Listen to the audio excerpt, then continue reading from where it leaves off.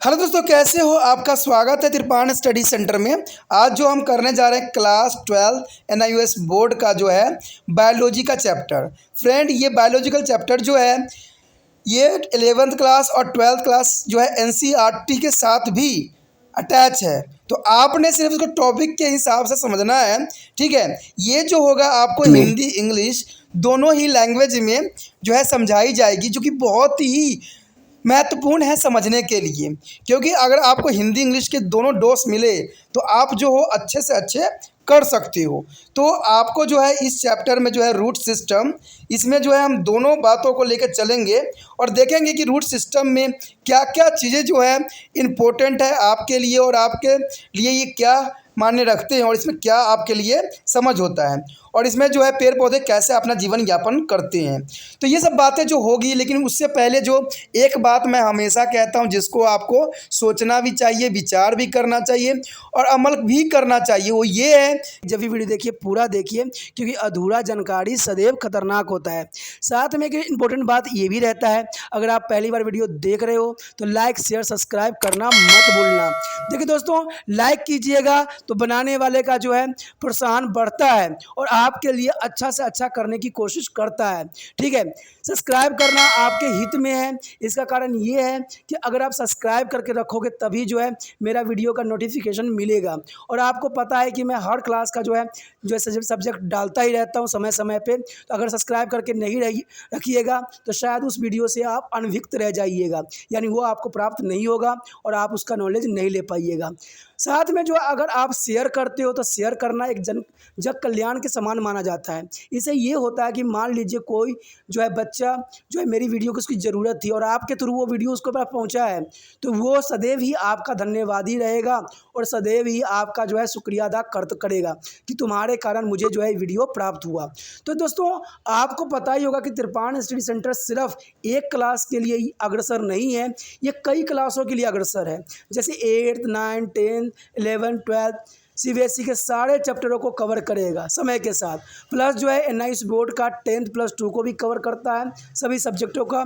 Plus जो है BA Punjab university का जो है फर्स्ट सेमेस्टर से लेकर 6 सेमेस्टर तक 8 सब्जेक्टों को कवर करता है। प्लस जो है MA के जो है बच्चे ऑन डिमांड जो मुझे करते हैं कमेंट, उनके लिए भी त्रिपाण स्टडी सेंटर जो है अग्रसर है।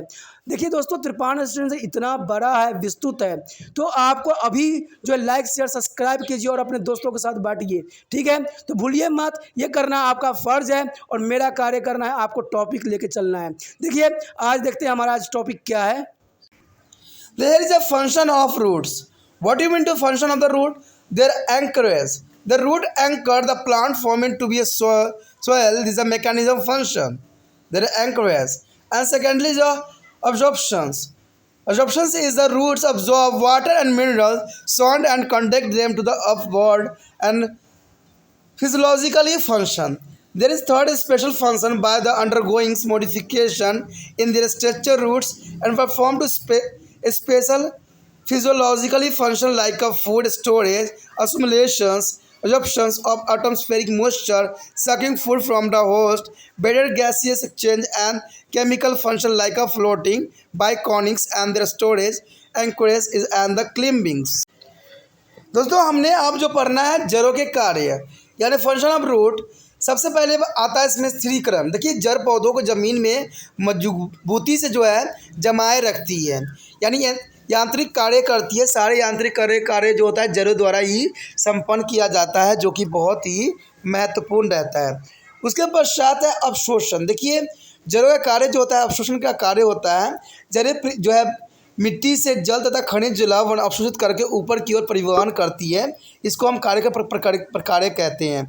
उसके बाद पश्चात है विशिष्ट कार्य। जड़ें अपने आकार के रूपांतरण से जो है विशिष्ट प्रकार कार्य करने में, जैसे खाद्य भंडारण, स्वर्गीकरण, वायुमंडलीय अंदरता का अवशोषण, परपोषी पौधे से जो है पोषण चूसना, गैसीय विन्यास तथा यांत्रिक कार्य जैसे है पल्लवन फ्लोटिंग या जो है उत्प्लवन यानी बाइकॉन्सिस जो है दृढ़ स्थिरीकरण और आरोहीकरण में सक्षम हो जाता है, जो कि काफ़ी इम्पोर्टेंट इसका जो है इम्पोर्टेंट भूमिका भी अदा करता है।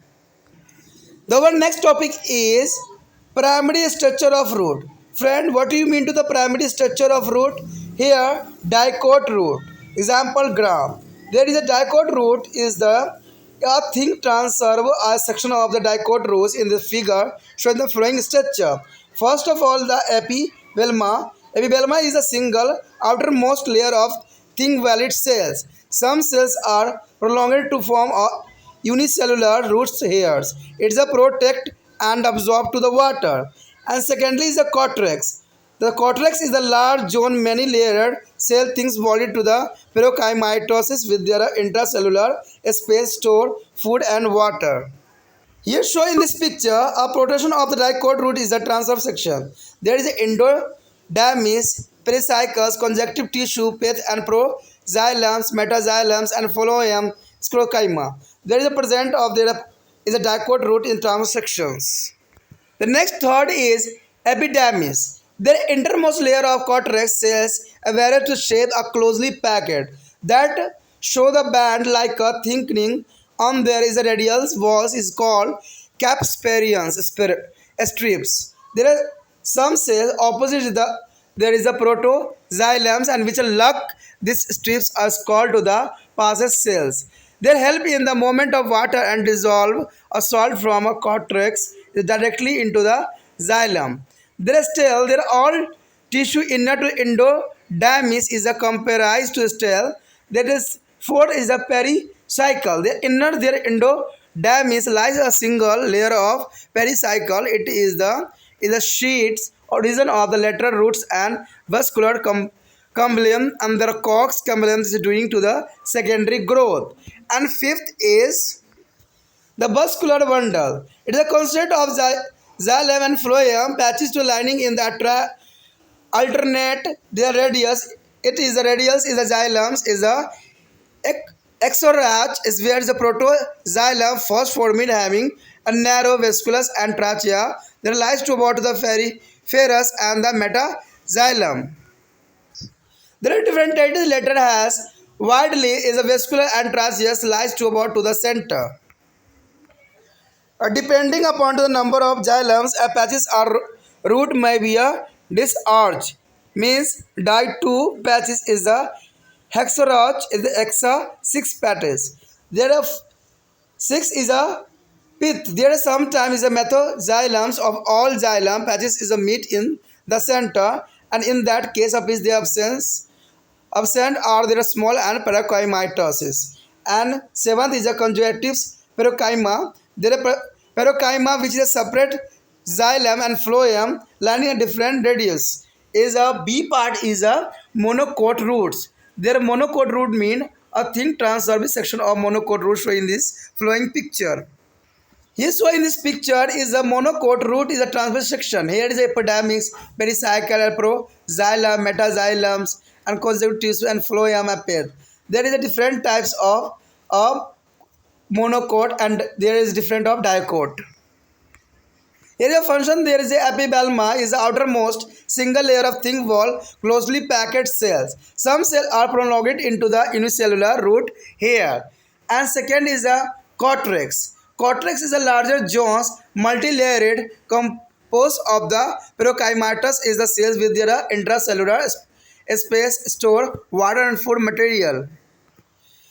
Epidermis is the third part. There is the innermost layer of cortex with the characteristics of capsiparian strips and the basal cell. A cell is the all tissue inner to the epidermis constitute of cell. There are fourth is the pericycle, single layer having to the prolongers with things walled cell. The lateral roots originate from this layer. And fifth is the vascular bundle. It is a constant of many wedges of the xylem and phloem arranged radically. There is xylem is a scotch is the polo arch is the polo many. The sixth is a pith. The pith is situated in their central larger cell devolved pit is a parenchymatous or there scleromatous is a store food. And seventh is a conjunctive parenchyma. It is located in the between the standard of xylem and phloem. And there is a anatomically difference between the dicot and monocot root can be studied from table. Difference between two dicot and monocot. Friend, here the character, and second is a dicot roots and monocot root.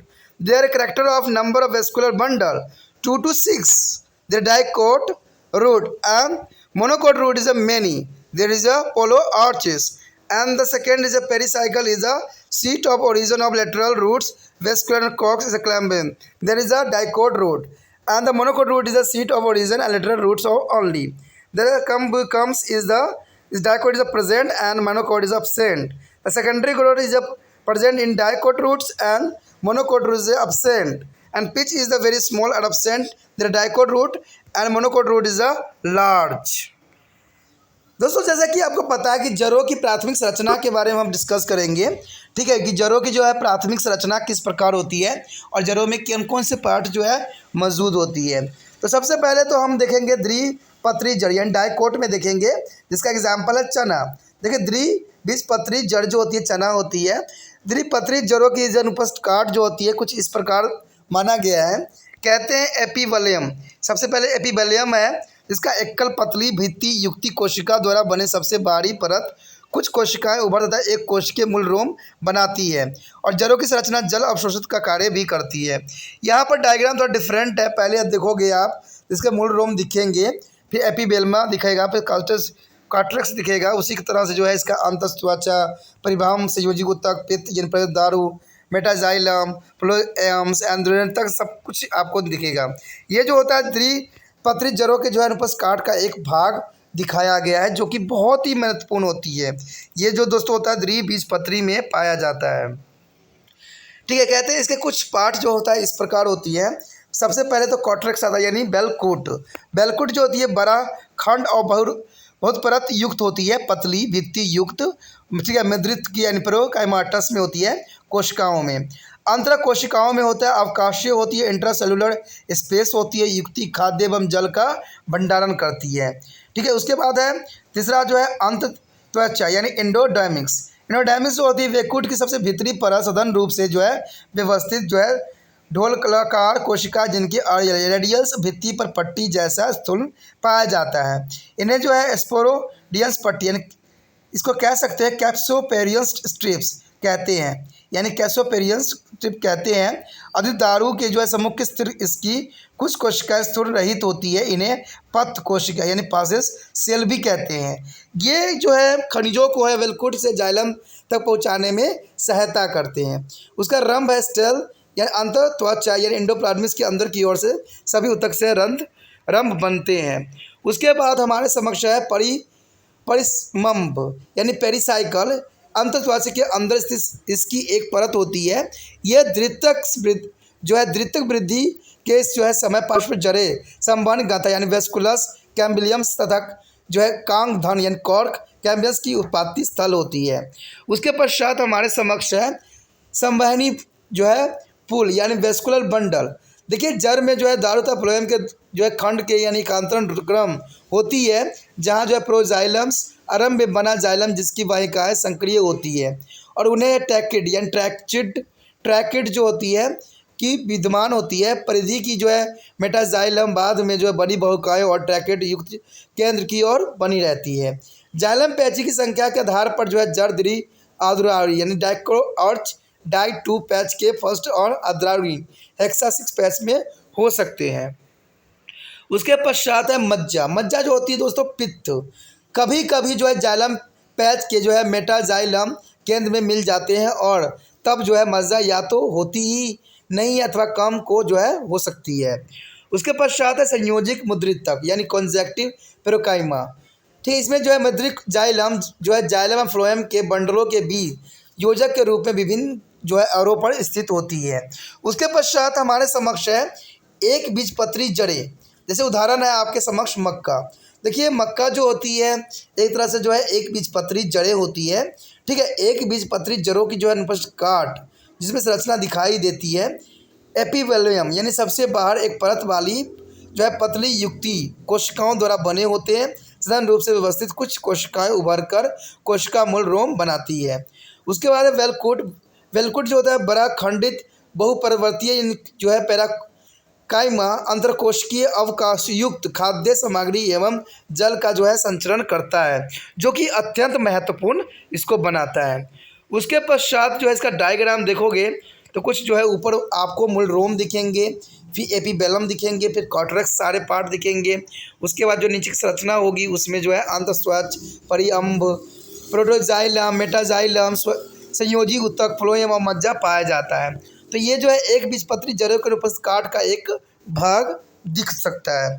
उसके पश्चात तीसरी बात जो यहाँ पर आती है वो आती है अंतत्वचा या एंडोडर्मिस। देखिए वेकुट के सबसे जो है भीतरी परत जो होता है विशिष्ट जो है कैम्परोरियस पट्टी तथा जो है पथ कोशिका युक्त से बना होता है। उसके बाद है रम। रम जो है एंडोडर्मिस के अंदर की ओर सभी ऊतक रम बनाते हैं। उसके पश्चात जो है फोर्थ पान परिअम्भा यानी पेरिसाइकल। पेरिसाइकल जो होती है दोस्तों एक परत वाली कोशिका पतली भित्ति युक्त पार्श्व जड़ों का जो उपस्थित स्थान होती है। उसके पश्चात है संवहन पुल।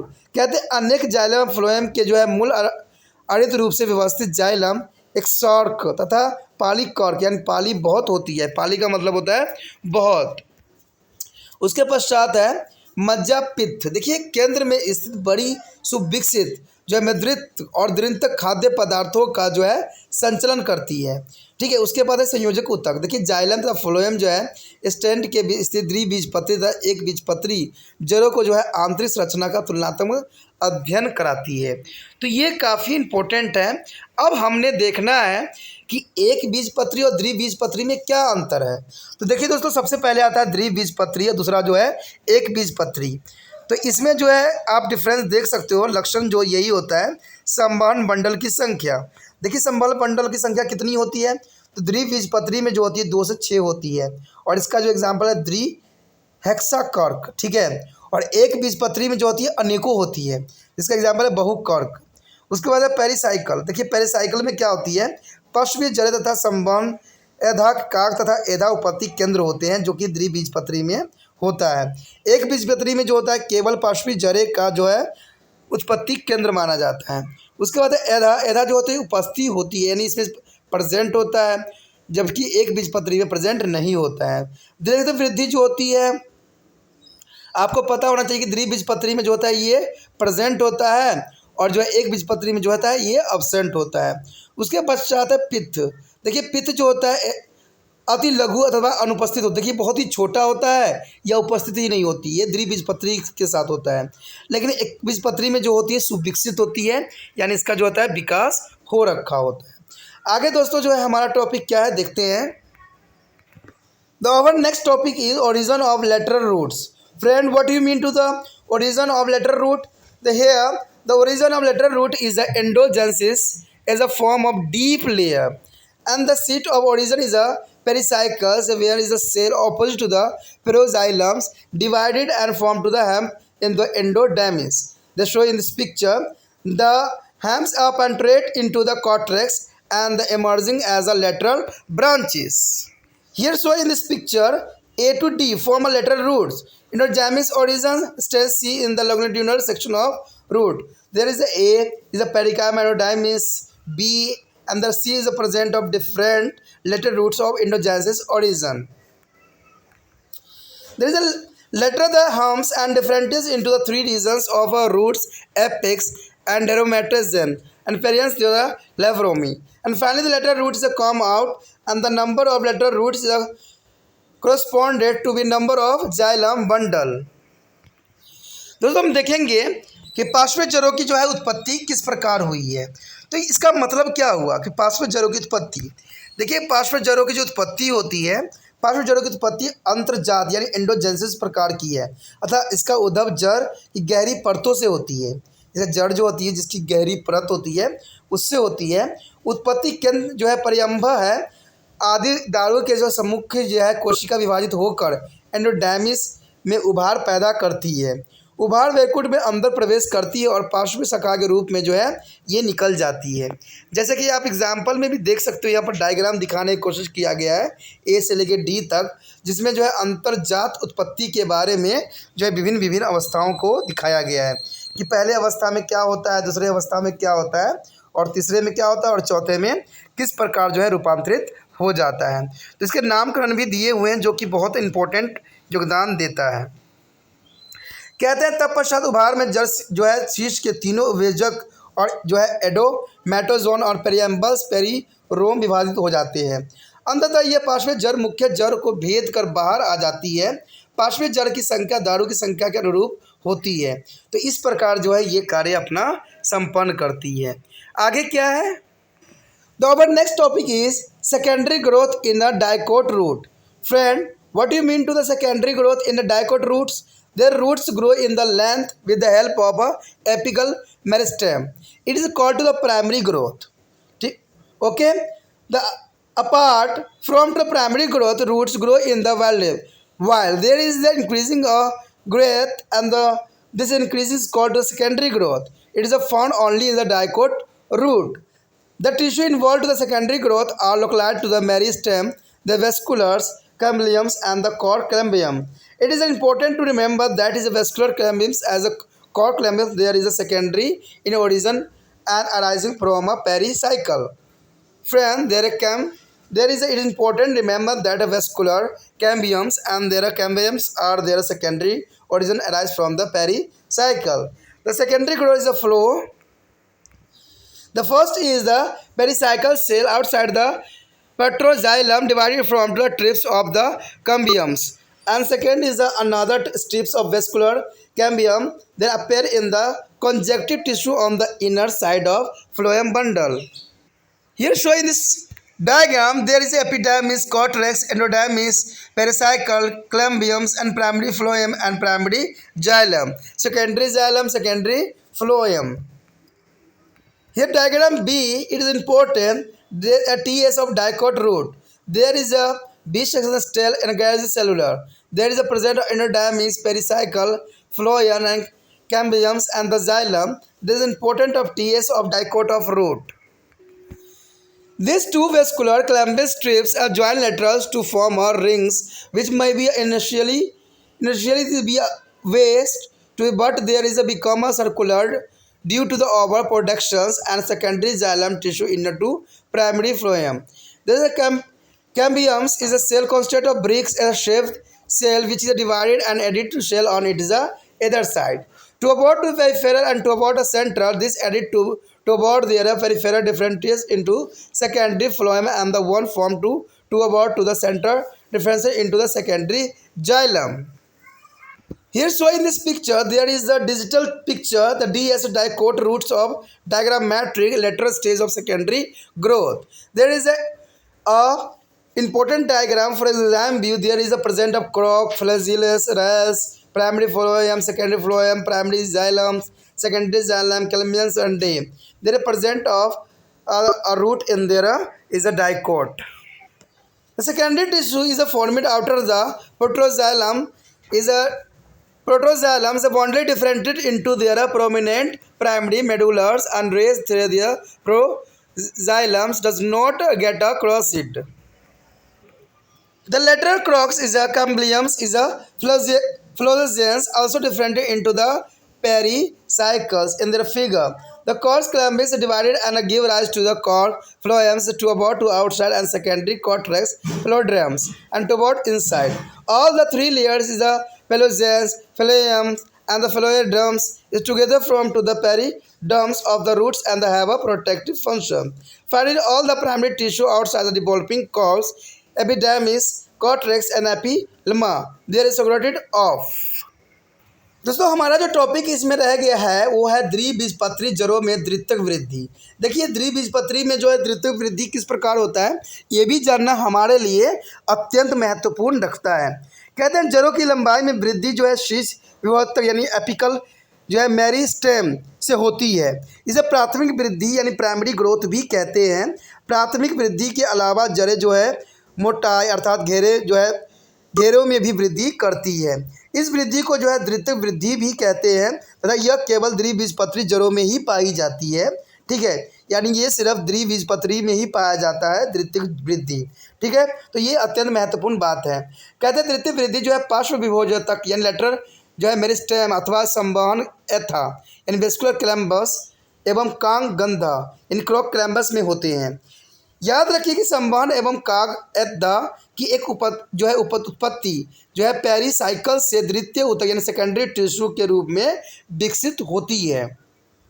अब जो है द्वितीय वृद्धि निम्न प्रकार से होती है, जो कि बहुत ही इंपॉर्टेंट रखता है। सबसे पहले प्रोटोजाइलम। देखिए, प्रोटोजाइलम के सम्मुख जो है पेरिसाइकिल की कोशिकाएं विभाजित होकर पट्टीनुमा संवहन ऐदा का निर्माण करती है। कहते हैं फ्लोएम गुच्छा के भीतर की ओर उपस्थित संधित ऊतक की कोशिकाओं में जो है पट्टीनुमा संवहन ऐदा विकसित होती है, जो कि बहुत ही इंपॉर्टेंट रखती है। यहाँ पर जो है डायग्राम आपको दिख रहा होगा। ये डायग्राम दोस्तों बहुत इंपॉर्टेंट होती है और 3D की तरह दिखाई देती है। आजकल डायग्राम भी बहुत विकसित हो गए हैं। ठीक है, इसमें जो है आपको दिखेगा एपिडर्मिस, कॉर्टेक्स, अंतत्वचा, पेरिसाइकल्स, क्लैम्बियम्स, प्राथमिक फ्लोएम, जाइलम, प्राथमिक जाइलम, द्वितीयक जाइलम, द्वितीयक फ्लोएम। उसके पश्चात ये ए और सी डायग्राम जो है साथ में दिखाया गया है, और हमारा जो है बी डायग्राम जो है नीचे दिखाया गया है। बी डायग्राम जो है आपके समक्ष जो होगा आरेखित द्वितीय वृद्धि को दर्शाता है। ठीक है, ये डायग्राम जो है अंतत्वचा दिखेगा, पेरिसाइकल दिखेगा, फ्लोएम दिखेगा, क्लैम्बियम्स दिखेगा और जाइलम दिखेगा, जो कि काफ़ी महत्वपूर्ण इसको बनाता है।